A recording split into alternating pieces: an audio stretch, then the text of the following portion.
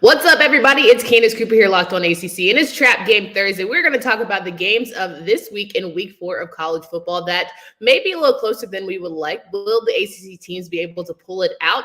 That's the biggest question. Right now, I'm just hoping that Drake Maye, my guy, can figure out how to use that trash talk for his good and beat up on some Notre Dame. Let's talk about it with Alex Donno. You are Locked On ACC, your daily podcast on the Atlantic Coast Conference. Part of the Locked On Podcast Network, your team every day.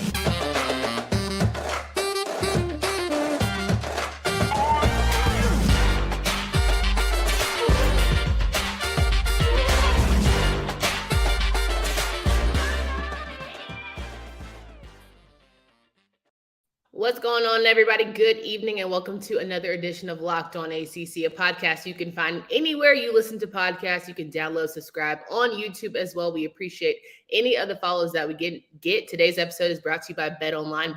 BetOnline has you covered with more props and odds than ever before because BetOnline is where the game starts. We are back for Trap Game Thursday with Alex Donno of Locked On Canes, and we've got a couple games here that we feel like may go one way or the other, so we're going to give you our insights there. Alex, how are we feeling? Oh, I'm so happy to be back, and I'm so glad you brought up Drake Maye because, like, anytime you talk about a state rival, like, being the safety school, those are fighting words. Like, I saw that. I'm like, dang, he went there. He went with it's the guys who couldn't get into Carolina, go to state. But, yeah, no, Candace, I'm doing so well, and I still, I'm repping the U, even though – it was a tough loss to Texas A&M. I thought Miami, to steal an old phrase, I think it was Denny Green who said, we let them off the hook, right? So many mental mistakes by Miami in that game. I thought physically Miami was good. They did better on the line of scrimmage on both sides of the football than I thought they would. The defensive secondary looked really nice, but oh, you muff a punt. You can't score in the red zone. You have key penalties in the red zone. It was a frustrating one. 1,000%. I think if anything, it lets you know, like, yes, Mario is still much in his first year. Like, he still has some things and some tweaks and things that he wants to bring more out of his guys and just discipline from that standpoint and just making sure that you relish in the moment of being the better team. Like, you guys clearly on paper were the better team or just didn't capitalize and really kind of beat yourselves when it was all said and done, which is probably more frustrating. Like, I don't mind someone else beating me. I just don't like it when I pretty much give it to somebody to give them that opportunity, Yeah, and for Miami, it only reinforces the narrative that Miami has had for, the better part of the last 15 years where they just don't show up in the big games, especially against the SEC, where they just don't, and obviously some years they just get demolished. Like they got demolished by Alabama last year. They got demolished by LSU a few years ago. They did have a close one against Florida a couple years ago to open up the season that they probably should have won. But it's like oftentimes you get these big night games and Miami just they find a way to shoot themselves in the foot. It's the same story. And like what I said about this on Locked On Canes, Candace, is that because I do trust this coaching staff, it's going to take some time because they have to exercise some demons. Like there are just some mental demons that Miami has. It's going to take more than 1 year to cast them aside. Yeah. I 100% agree there. And listen, you got time. It's still early in the season. We're only on to week 4. I feel like a lot of people are writing off certain teams. I'm like, guys, there's a lot that can be turned around. But either way it goes, some trap games could be season breaking for certain teams. And as we mentioned, Drake Maye, he was talking junk, but now he didn't realize that, North Carolina tends to struggle when they have to come up and play off of a bye week. And your opponent now is Notre Dame, who is desperate for good wins. Talk about a doozy that's coming up here for the Tar Heels. I'm sitting here saying, Drake, just play the game. I'm glad that you are actually good and can back it up. Because if you were a defensive guy that was talking junk, I think I would be more nervous because you would get exposed this Saturday. And I would just have to hold the L because, we already know what we're dealing with. But when you look at this matchup, coming off a bye week for the Heels, with this Notre Dame team that's been a little fuzzy, how do you see this game going? Well, it's North Carolina's game to lose, and it's why this is perfect to talk about it as a trap game. UNC, they're favored by 1.5 at home. I look at that and I say, just 1.5 at home. Now, I think the issue here for North Carolina is just you look at the way that their defense has played so far this year, Candace, the first team to get a stop might be the team to win this game, right? But man, I love, aside from the fact that he's trash talking the wrong opponent, I don't know, the timing for Drake Maye is odd heading into Notre Dame week, but as a quarterback, he's been absolutely dealing this year, averaging 310 passing yards per game, 3.5 touchdowns per game. And it's like, I don't have a lot of faith in Notre Dame. Like, even people who cover Notre Dame don't have a lot of faith in Notre Dame. I mean, congratulations for getting your first victory against Cal last week, but still there was enough sloppiness and mistakes in that game. They were getting booed by their own fans. So they probably don't even mind heading on the road this week. It's like, hey, at least if someone's going to boo us, they're going to be fans for the other team, not fans for our own team. And, I think Notre Dame probably, and listen, I'm an old school Miami guy, so I talk trash about the crying Irish every chance I get, but they might only win 2 or 3 more games this year. I don't think this is going to be one of them. But UNC's defense, Candace, they need to tighten up. We've seen them scorched in different ways. We saw them scorched through the air last week against Georgia State. They gave up 235 rushing yards in the game. Notre Dame did made a quarterback change necessitated by injury, but it was Drew Pine who got the win last week against Cal in his first start, but it's not like he looked that convincing. So, I think, to me, I trust North Carolina more than 1.5 in this game.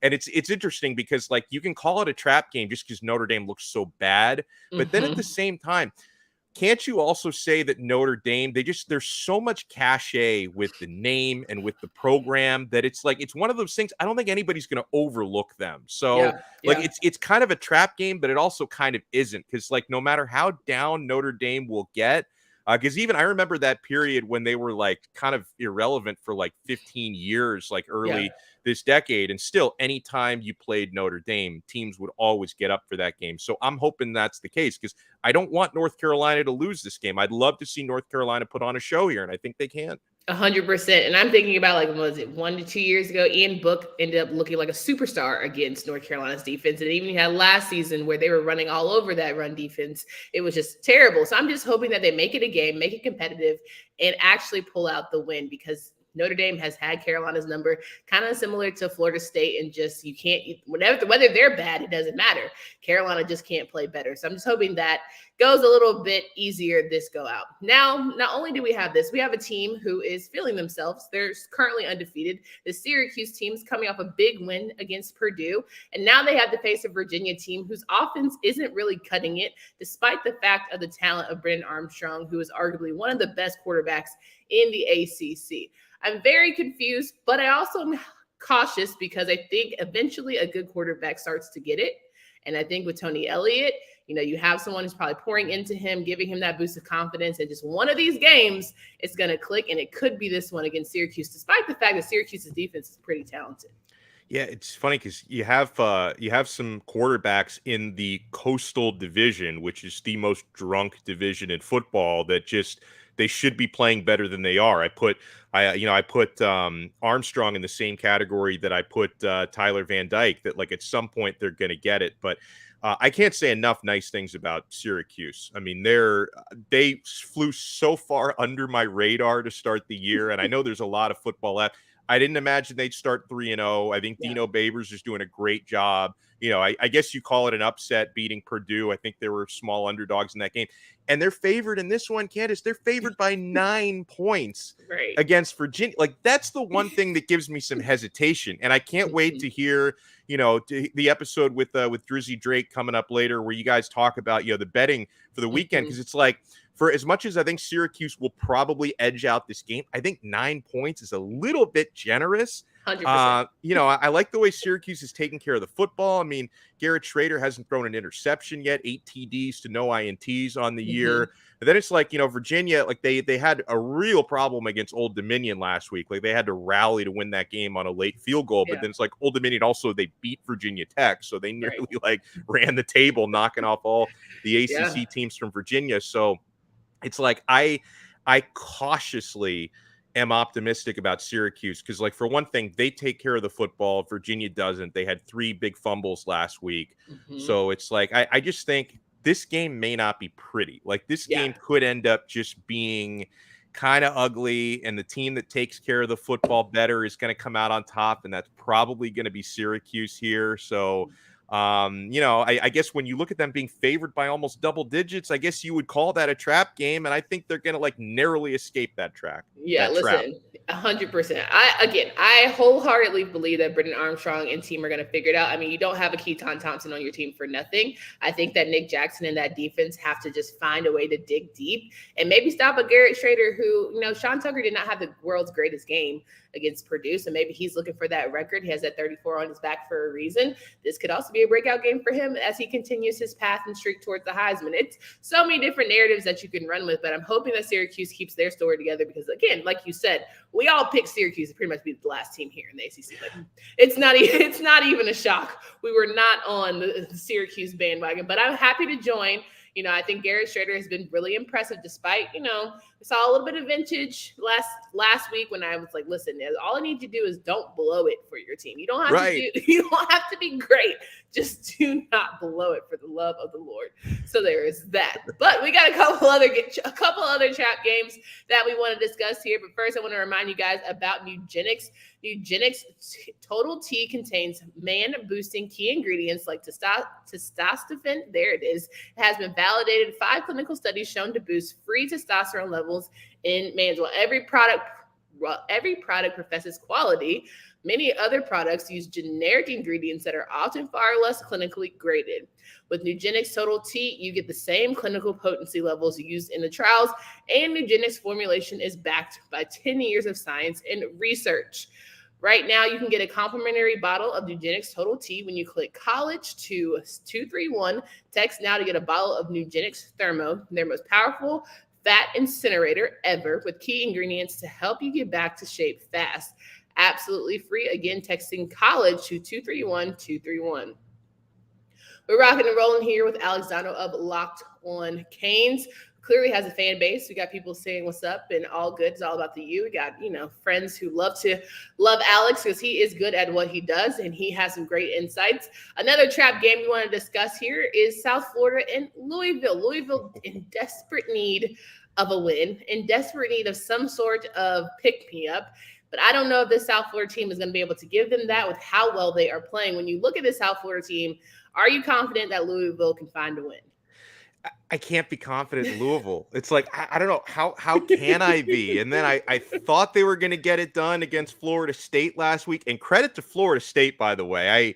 I hope my Miami faithful have like stopped watching because I don't want to see them. I don't want them to see me say anything nice about Florida State. But credit to Florida State and and down a quarterback last week, and they were able to get 2 big 75-yard drives against Louisville. I mean, if Jordan Travis can't stay in the game, Tate Rodemaker ends up making big time plays. But yeah, Louisville's been kind of a hot mess so far this season. But I think that this is going to be another game where it's like whoever wins this game probably won't be the better team. It'll be the less worse team because listen, I know USF kind of caught the nation's attention because they nearly pulled it off against Florida last week.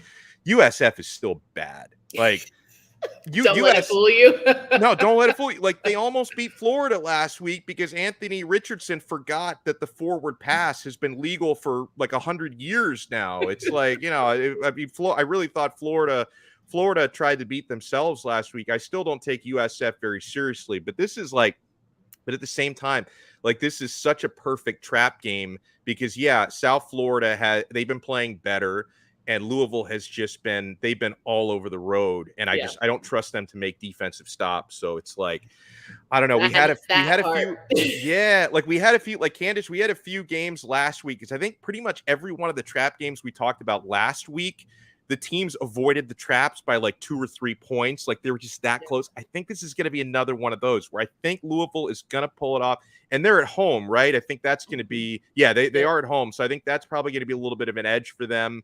Noon game, though, those can sometimes even be tough for the home team. But now I think Louisville pulls it off, but it's going to be like a 3-point, 4-point type of escape. Yeah, I absolutely don't believe it'll be worth 14. Like the minus 14 and a half right now that I'm seeing is not even going to be nearly what you want to put your money down on. But more than that, listen, they were at home when they played Florida State and you thought, okay, you're going to have the home field advantage.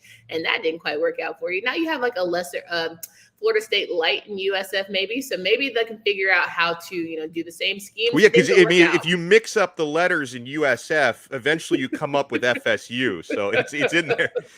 100%. So I'm hoping that they figure out just how to have a confidence boost for guys like Malik Cunningham, who of course has been heralded as being one of the best quarterbacks again here in our league. It's really important that Louisville moves in the right direction because we talked about on yesterday's show. I really feel like Satterfield's seat is hot. I don't know about you, but it seems like it's smoking hot despite his really good recruitment. It's like recruiting is great, which a lot of people say and argue that's the best part about college football. But if you can't actually deliver on the field, they're going to find somebody who can do both. Yeah, Malik Cunningham's got to be more consistent throwing the football. I mean, he's obviously a really dangerous dual threat. He's so far been better on the ground than he's been through the air because, at this point, 1 touchdown to 3 interceptions it's got to be better. That's not the formula for winning games consistently. So that's another area. They have to tighten up on the turnovers. 1,000% agree. Last game that I feel like could potentially be a trap game because you're already coming off an emotional high of losing against Texas A&M, whether you could be pissed off and use that as your fuel, or you can find yourself really just on a lull. Can Miami bounce back against Middle Tennessee State this weekend? I'm sitting here asking you, do you feel like this is just an easy pick-me-up we can roll, or should they be mindful and try to really execute some of things that went wrong during Texas A&M?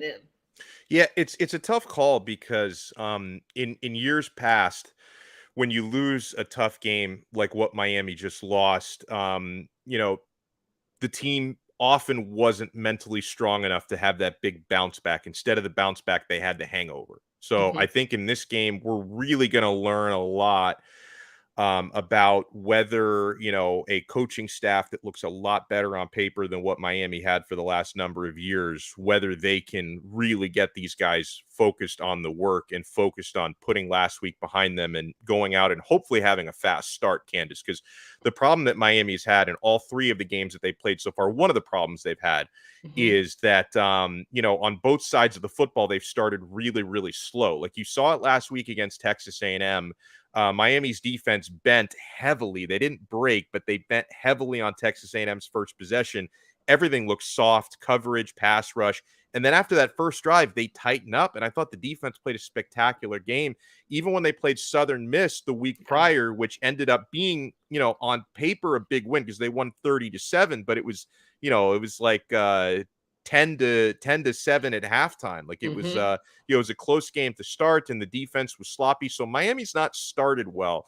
And I think in a game like this, they're going to want to hopefully set the tone early on because one thing, you're coming back from the road to a home crowd that, South Florida sports fans, they're fickle. Like, I don't know how full the stadium is going to be. And, and it's going to be the type of crowd. And there are a lot of hardcore Miami fans, but even then, if the team starts slowly, you might hear a few boo birds because that's been known to happen down in South Florida. So I think a big thing for me, and if you look at from Miami's side of it, they're really, really struggling with health at wide receiver because it's a problematic position group.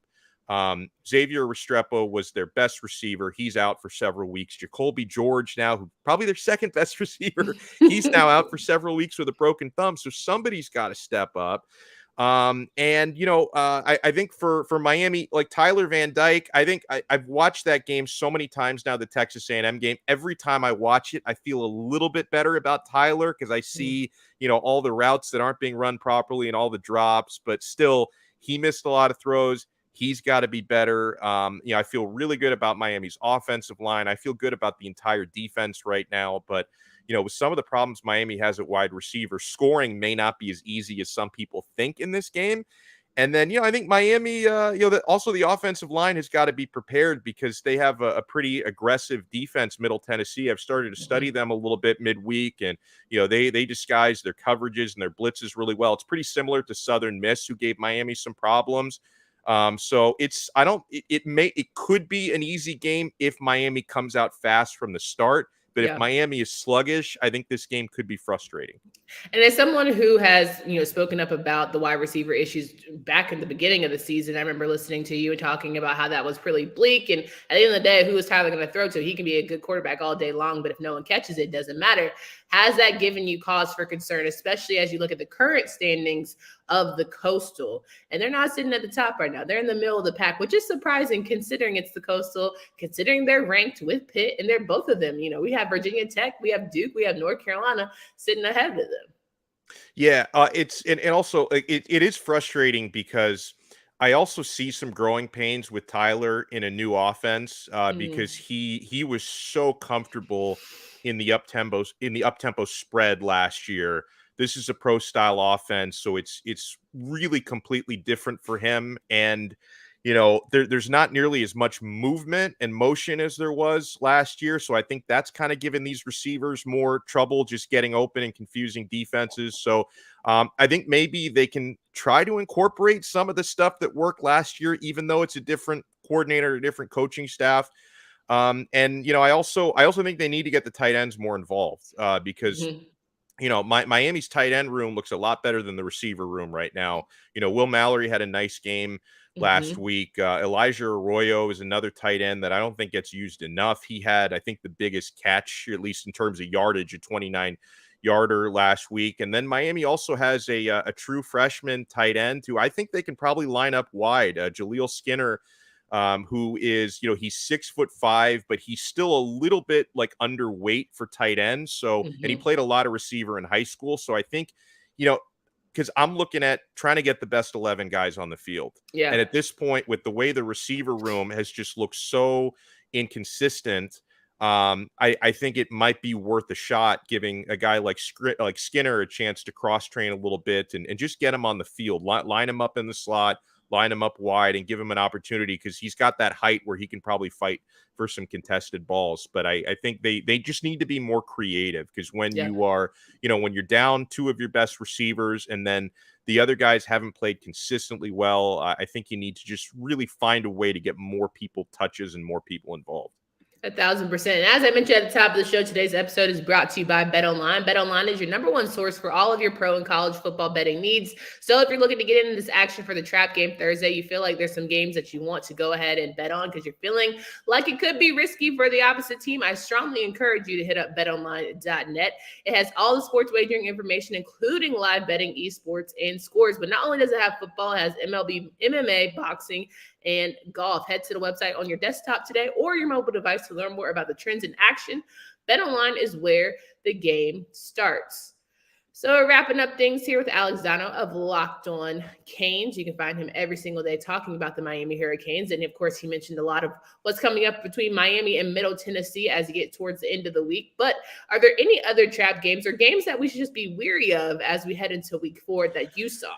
Well, I've got to say, I don't think this is going to be a trap game, but I hope it is, Candace, because I would love to see Georgia Tech find a way to be a trap game for UCF. They're heading down to Orlando. They got their tails between their legs after getting just obliterated by Ole Miss. 42-0. I think the final score was. It's rough. Whew, that was really, really rough. And then I was looking at the betting odds for this game. UCF, they're favored by 20.5 points. And this isn't the national championship caliber UCF from a few years ago. And they're favored by 20.5 points against an ACC team. For the pride of the conference, because listen, I want to be like one of those SEC guys because I don't think we have enough conference unity in the SEC fans are so weird because they'll cheer for a rival team. They'll be like SEC. I want to cape up for the ACC, especially for the Coastal. So if Jeff Sims, if you have any superpowers that you just haven't unveiled yet, just try to give UCF a game. I would love to see that. So that's one I'm looking at where I hope they can be a trap for UCF. Listen, if Jeff Sims just finds accuracy, it's going to be a good game for them. If he can just find how to get the ball to the receiver, I know you have a strong arm. I believe it. I've seen it. I think you have all the deep balls in the world. But if you're throwing to, the opposing team or you're throwing it to the opposite side of your receiver, it's going to be a long day for you. I also think that defense just needs a lot of work. Their secondary needs a lot of work. They just really have to stop the run. And it was just pretty apparent against Ole Miss that they couldn't stop a cold. So hoping that Jeff Collins it's not quiet quitting. It feels like he's quiet quitting. I don't know. As much as he was talking about the growth of his team and finally getting the guys he wants and really being under his system, it just doesn't feel like it's really resonating. The guys are, I don't want to say they're not quitting on him, but they could be quiet quitting as well. Who knows? But it just looks ugly in Georgia Tech for a team that's good, great location. You have the stars. It's not like you don't have people who can give you, great matchups. Well, what is this for? What is this? The third season or fourth? I think the third season for Collins, right? It's like, man, it might take 4 years to like undo the pre-World War I offense that they ran for like 15 years, because it's like it's crazy. Like and it's funny because like when they were for Paul Johnson for however long he was there, it was more than a decade, I think. It's like Georgia Tech was always so tough to prepare for. Yeah. But it's like there's not a very high ceiling for a team Alex, that plays that style. Why do you change it? If you know that's how your bread and butter is working, like you're the triple option team, that's what y'all do. Army knows it. Every now and again they pick up a win. Why try and be like everybody else? Just go with what you know. Yeah, but I think you change it because it's like you're never gonna win more than like 8 games in the Power 5 when you run that off. So it's like there's a low ceiling. It's like it's like Paul Johnson was so good at it. So it's like they're always a huge headache to prepare for, because like it was one of those things. Anytime you were about to face Paul Johnson's Georgia Tech, you always prayed you would get the bye week right before, right? So you'd have an extra week, because you don't see, most of these teams don't see that offense from anyone else on the schedule. Right. But it's like, I would have been so frustrated if I was a Georgia Tech fan, because it's like, okay, we might be pretty good this year, but we're not going to win a whole lot, because again, like if we go up against like against an elite opponent, we're not going to win with this offense. So I just think they were trying to modernize it, but it might take more than 3 years to undo that. That's fair. I will say though, it would be nice if they threw a little triple option razzle dazzle in the mix. Just every now and then, make sure you just let everyone know what your staple is and what you guys have conquered. But who knows? Whatever's working for Jeff Collins isn't in fact working, so he does need to switch it up. Either way it goes, it's not becoming good for him. But other than that, like I think it's going to be a good week 4. We start out with West Virginia and Virginia Tech, Virginia Tech coming off a high, feeling themselves right now, and West Virginia, who's turning out to be a not so great team, who potentially could be joining the ACC, but who knows? I think the Hokies could use a continued confidence boost, especially when Pry had such a rough start. Yeah, and I think it'd be cool if West Virginia joined the ACC, because it's like, being a Miami guy going way back, they used to be a Big East rival, right? So it's like I would kind of group them in the same category as like, Pitt, and Virginia Tech, who Miami used to play. So I would love it if West Virginia came back, but I hope Virginia Tech gets it done, because again, like even when was it Pitt got that win over West Virginia opening the season with the backyard brawl, it's like. I'm happy for Pitt, but I also know West Virginia's not very good, so we'll see if Virginia Tech fall into that trap. Yeah, there's a lot of coastal chaos here as we get towards the end of the season. As I said, Virginia Tech is currently leading the pack, and Duke right behind. Everyone who did not believe in Duke, I sat here. If you listen to the show, you know that I was Team Duke, Team Mike Elko, and I think they're going to be 4-0. They're going to beat Kansas. It's going to be good to go. So that's where I can say positive about. But we are going to have Friday show where you can have all of the betting action and you can figure out which games you need to put your money on. But Alex, it's always a pleasure to have you on the show. Can you please remind these folks where they can find you, follow your work? Well, the pleasure is mine, first of all, because I think this is great, especially talking about a crazy conference like the ACC. But yeah, you see, you can follow my personal account on Twitter at Alex Donno, and you can follow my show account for Locked On Canes, just at Locked On Canes. And yeah, make sure you check us out. Whether you're interested in Miami or maybe you're a hater and you just like, because I notice people sometimes will watch me just to save the receipts. It's like, hey, remember that time you thought Miami would beat so-and-so and you thought Tyler Van Dyke might win the Heisman? And so if you want to save the receipts for trash talk, whatever, I don't care. just watch and listen to the show at Locked On Canes. And that's it. That's where you find me. We appreciate the subs either way. I piss off a new fan base every other week, and I'm fine with that. But, we make do with what it do. So, guys, come back tomorrow for Candace Cooper and Alex Donno. Until next time.